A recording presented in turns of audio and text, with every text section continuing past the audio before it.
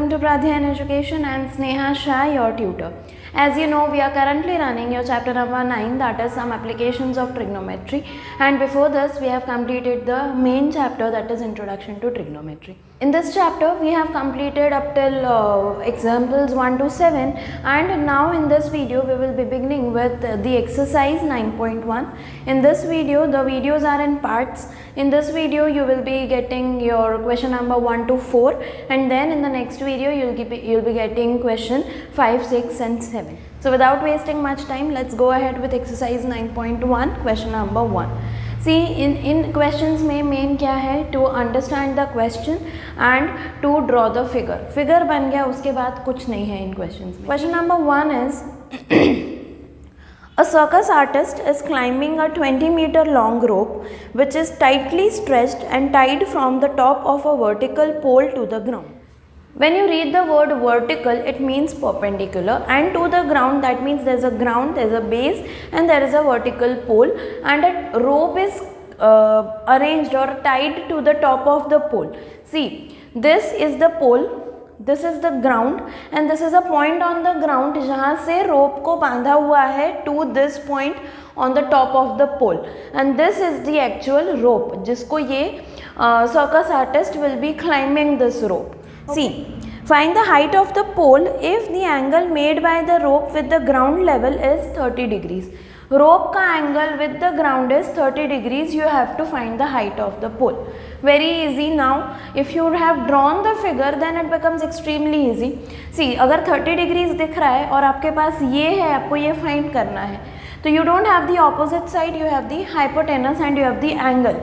तो क्या apply करेंगे? We will simply apply sin 30. Understood? So in triangle आपको सब लिखना पड़ेगा. कैसे लिखोगे आप? See, this you have to write in the statement form. Let AB be the pole, AC is the rope, therefore AC is equal to 20 meters, and BC is the distance between the pole and the end of the rope. So simply apply, सिर्फ sin करना है. Sin 30 is equal to AB upon AC, opposite side upon hypotenuse. Therefore, sin 30 क्या होता है? 1/2 होता है. This is the most important part कि आपको values याद होने चाहिए. अगर values ही नहीं याद हैं तो कुछ नहीं होगा, right? So 1/2 is equal to AB upon AC is 20. Therefore, AB is equal to 20, यहाँ चला जाएगा, so 20 upon 2, that is 10 meters. So the height of the pole is 10 meters. Clear? Easy है, कुछ नहीं है इसमें. A tree breaks due to storm and the broken part bends so that the top of the tree touches the ground, making an angle 30 degrees with it. A tree breaks due to storm. Suppose ये पूरा tree है A-B और वो यहाँ से break हो रहा है और उसका जो broken part है, it is touching the ground at an angle of 30 degrees. The distance between the foot of the tree to the point where the top touches the ground is 8 meters. Understood? The tree breaks due to storm and the broken part touches the ground, making an angle of 30 degrees with the ground. तो आप कैसे draw कैसे करोगे? शुरू करेंगे कैसे करेंगे? Tree है, इट ब्रेक्स समवेयर, तो ये जो ब्रोकन पार्ट है, this is the broken part, it touches the ground at an angle of 30 degrees. ठीक है. फिर the distance between the foot of the tree and the point where it touches the ground is 8 meters. Find the height of the tree. Easy है. See, height of the tree क्या होगा? ये इतना portion A B और ये portion, ठीक है, और ये it is the same as this. A C is nothing but the broken part. तो उन दोनों को ऐड करेंगे तो हमें हाइट ऑफ द ट्री मिल जाएगा. ठीक है.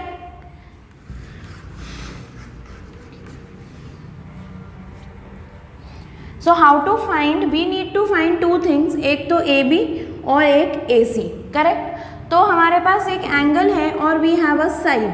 तो what we can apply is, एक तो tan 30 अप्लाई करके आपको AB मिल जाएगा, ऑपोजिट अपॉन एडजेसेंट, और फिर cos 30 अप्लाई करके एडजेसेंट अपॉन हाइपोटेनस से AC मिल जाएगा. Right. Let's do it.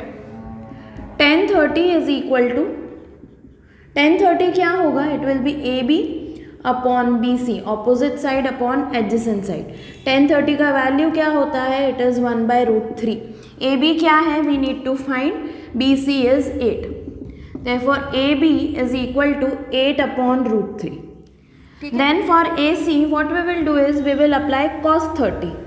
cos 30 क्या होगा? BC adjacent side upon hypotenuse, so BC upon AC. Therefore cos 30 का वैल्यू क्या होता है? इट इज़ √3/2, BC इज 8 और AC as it is. Therefore AC क्या आएगा?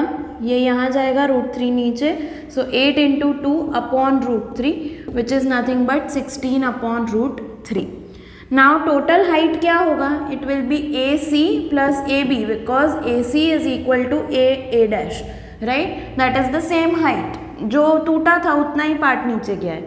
तो total height is A dash B which is equal to AB plus AC, that is equal to 8/√3 plus 16/√3, that is equal to 24/√3.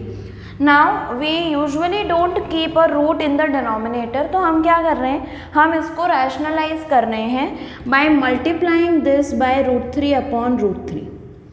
So what I get is 24√3 whole upon 3 which is nothing but 8√3. Therefore the height of the tree is 8√3 meters. Clear? Now let's read the third question. The question is, a contractor plans to install 2 slides for the children to play in a park. For the children below the age of 5 years, she prefers to have a slide whose top is at a height of 1.5 meters and is inclined at an angle of 30 degrees to the ground. एक slide ऐसी है, the playing slide, जो छोटे बच्चों के लिए बनाना चाह रहे हैं वो कैसी है? वो उसकी हाइट कम है, so that the kids have to climb a lesser height which is 1.5 metres, और उसका स्लोप भी कम है ताकि वो it is not too steep for them. ठीक है, स्लोप कब कम होता है? जब हाइट छोटी होती है और ये डिस्टेंस बड़ा होता है। See this is a lesser angle, but अगर ये डिस्टेंस कम हो गया तो ये स्लोप बड़ा हो जाएगा। अंडरस्टूड? तो that is what they are saying कि ये स्लोप कम रखेंगे, तो लैडर की हाइट कितनी होनी चाहिए या स्लाइड की हाइट कितनी होनी चाहिए? और इसमें उल्टा केस है कि हाइट बढ़ रही है, 3 मीटर्स हाइट कर दी और स्लोप भी बढ़ा दिया है, तो उसकी हाइट कितनी होनी चाहिए for the young Elder children. ठीक है, तो इसमें क्या करेंगे? इन द फर्स्ट केस जो बड़े बच्चों के लिए है, इसमें क्या करेंगे? 60 डिग्रीज है, हमें फाइंड करना है AC, और हमारे पास ऑपोजिट साइड है। सिंपल है, apply sin 60, right? So first case में sin 60 अप्लाई करके हमें क्या मिलेगा? It will be AB upon AC। यहाँ पे आपको सब लिखना पड़ेगा कि AB is the height of the slide, AC is the slide, angle between the slide and the ground is 60 degrees, वो सब लिखना है। आपको बेटर अंडरस्टैंडिंग के लिए मैंने जो नोट्स दिए हैं इन द डिस्क्रिप्शन बॉक्स, उसमें पूरा डिटेल में लिखा हुआ है कि आपको ये आंसर प्रेजेंट कैसे करना है। ठीक है, तो प्लीज़ डाउनलोड करो वो notes and see for yourself कि कैसे लिखना है इसको। So sin 60 is AB upon AC। sin 60 क्या होता है? It is √3/2 which is equal to 3 upon AC। Therefore AC is equal to 3 2 6 upon √3 which is again rationalise कर देंगे इसको,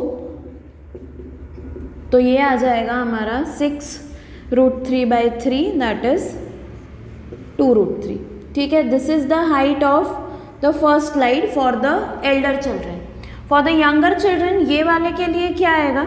again we will be applying sin 30 only. sin 30 क्या है? PQ upon PR। sin 30 का value क्या होता है? 1/2। PQ क्या है?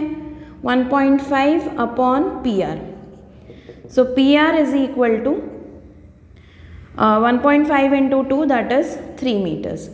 आपने ये देखा कि स्लाइड इसकी ज़्यादा लंबी होगी बिकॉज उसका डिस्टेंस दूर रखेंगे, इसको ये दूर रखेंगे तो ही स्लोप उसका कम हो पाएगा। Clear? Let's read the fourth one. Fourth one काफ़ी ईजी है, एक ही बार में समझ में आ जाएगा।